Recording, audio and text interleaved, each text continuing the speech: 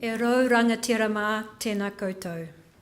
Ko rangi ki runga, ko papa ki raro, ko ngā tangata I Whanganui, tihei mauri ora.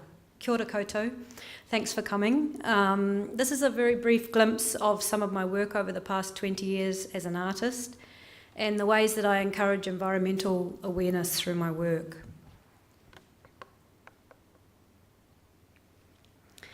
2002, during a Master of Fine Arts, I started to use art, explore ways to use art to provide a place of reconnection. So this is a pool of theatre light on a gallery floor. And you walk towards the pool of light, and if you're brave enough, you walk into it and cast a shadow. And that shadow reveals a microscopic organism that lives in the sea, and the gas it gives off contributes to our atmospheric balance. So for me, I see this as one of my most ancient ancestors. The Suter Gallery in 2007, some of you may have experienced this installation. For this work, I was attempting to use art to stir emotional responses and to facilitate community conversations about the natural environment. So it's based on the environmental history of the Queen's Gardens and the transformation of that place from an old forest, an ancient forest, into the formal gardens we have today.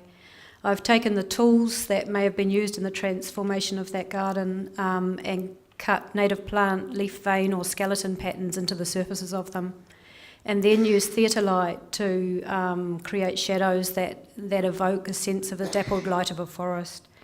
So with this work, I was trying to create a sense of threat and beauty all at once, bringing the two together. So you're walking in amongst these big circular saw blades with sharp edges as you're walking through the gallery and experiencing some of the subtleties of the ecosystem, patterns cut into the heads of shovels and theatre light down through those shovels, evoking some of the smaller creatures of the environment. 2009, I had the chance to do an art residency, William Hodges Fellowship in Southland for 6 months, and was invited to go to Dusky Sound for 10 days with a boatload of scientists. And for me, I jumped at the chance the potential to collaborate with scientists for me as an artist was amazing. We went to Pigeon Island and Resolution Island, where Richard Henry lived in the late 1800s in an attempt to save our ground birds from stoats and rats that had been introduced to the mainland. He lived there mostly alone for 15 years and caught the birds with his dog and rowed them across to Resolution Island to hopefully give them sanctuary on the island. But after 15 years, a stoat swam to the island and he left there totally dejected. Scientists now are using his work, his notebooks, to work with kakapo and kiwi.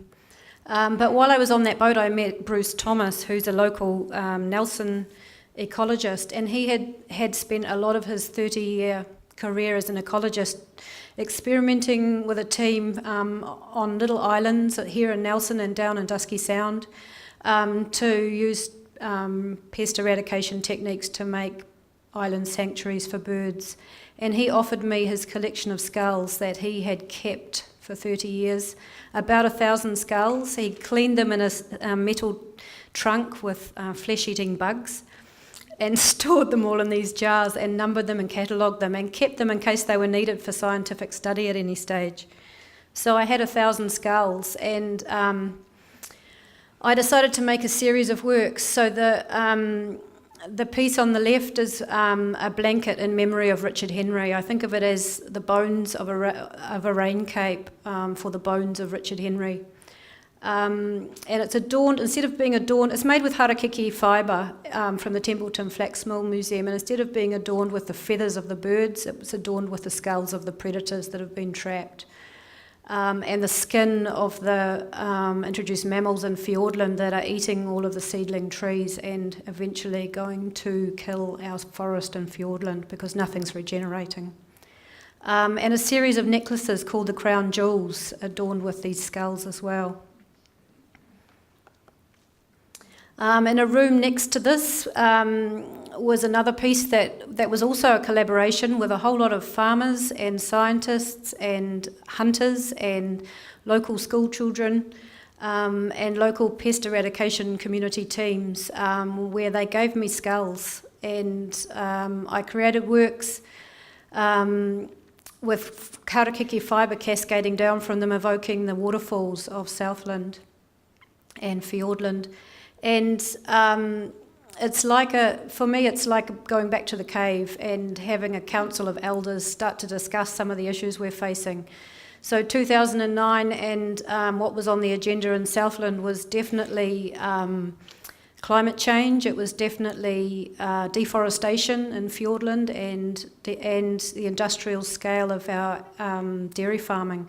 So 6 wild things here are surrounding the bones of one New Zealand dairy cow.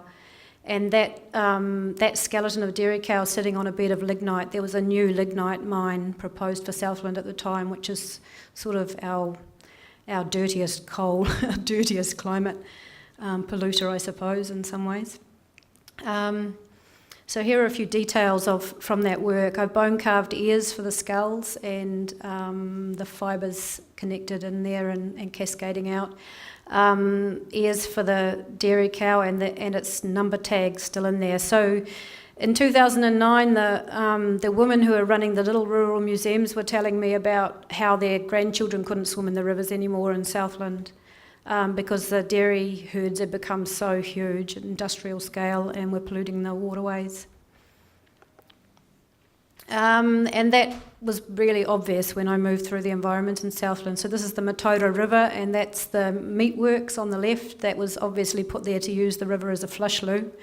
I don't know if they still do that, but it's still operating. And I stayed in a little campground up towards the headwaters of the Mataura River and met a whole lot of fishermen, fly fishermen, who were tying these beautiful little flies at night around the campfire and discussing the changing water quality and the insects that were a crucial part of their fishing.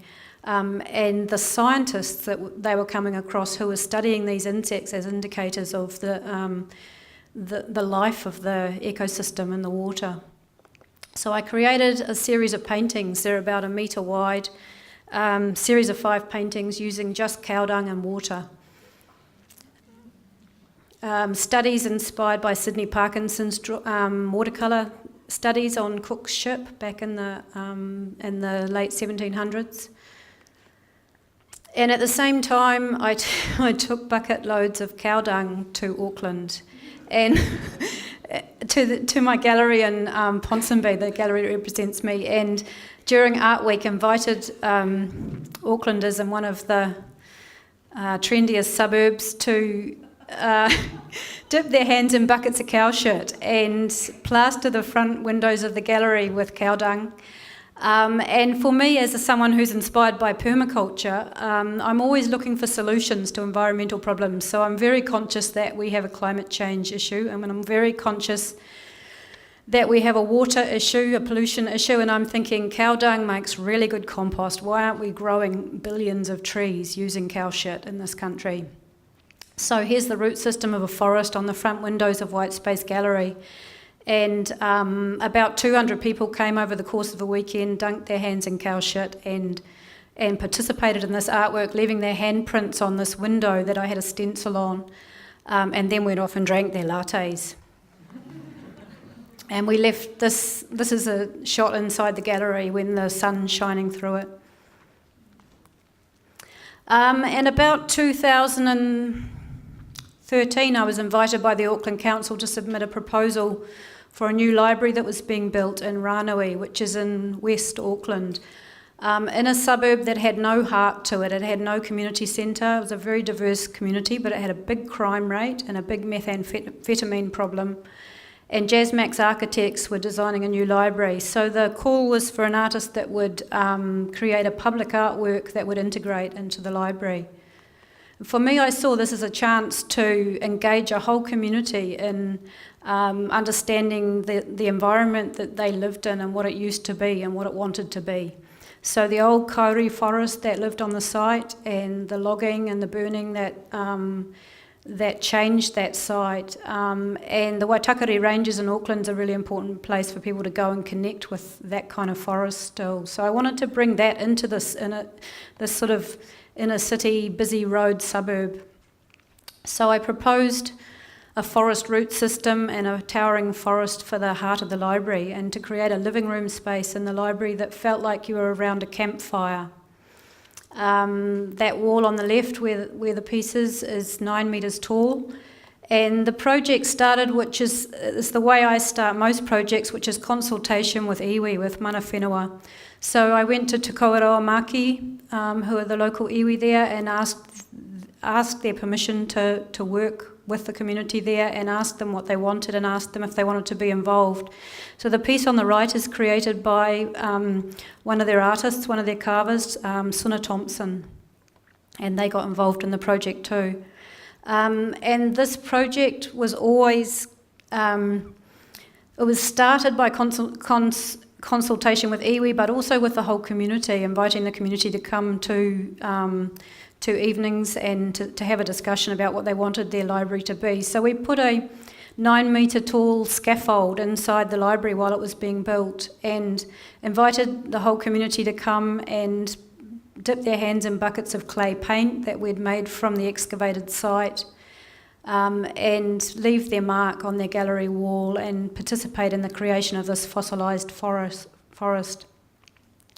So it's 9 metres tall, and when you sit in the living room, which has got a fireplace in it, you're sitting down in the root systems of this old symbolic forest. And at the same time that we were working towards this, I was collaborating with the architect on a canopy, a forest canopy, to wrap around the outside of the building and to filter the light into the building. So that's what happened to the outside of the building. It's Corten steel. And yeah, evoking the forest canopy on the outside and the root system on the inside. And when you're in the library, you're in the dappled light, like you're in a forest again. So 400 members of the community participated in that project. And for me, as an artist, that's sort of my favourite thing, is getting that many people involved in making an artwork and thinking about the environment they live in. So I'm not specifically a climate change artist, but I'm making art all the time about the environmental issues in our communities and how that impacts us and how we can get involved and aware of it. Because for me, the most important thing as an artist is to help people have a real relationship with the environment they live in. To see, for me, people say that it takes a village to raise a child. I think it takes a planet to raise a child. And it takes a forest and an atmosphere and the rivers and all the ecosystems of them to raise a child. Thank you.